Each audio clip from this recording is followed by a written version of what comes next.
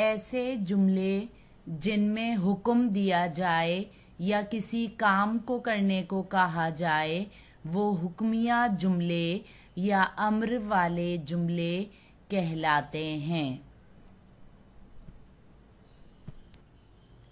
मसलन बैठ जाइए, बैठ जाइए। सामने देखिए, सामने देखिए। खड़े हो जाइए, खड़े हो जाइए। बातें मत कीजिए, बातें मत कीजिए।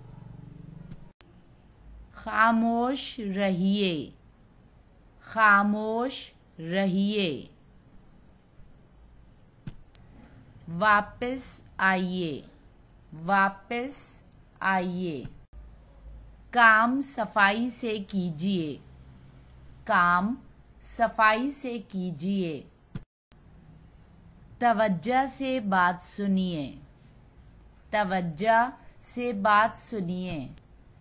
अपना सबक सुनाइए, अपना सबक सुनाइए। शोर मत मचाइए, शोर मत मचाइए। अपना काम कीजिए, अपना काम कीजिए।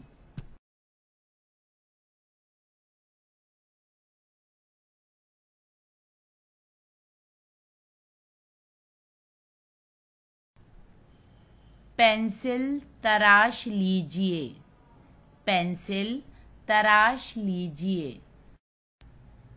कॉपी खोलिए, कॉपी खोलिए।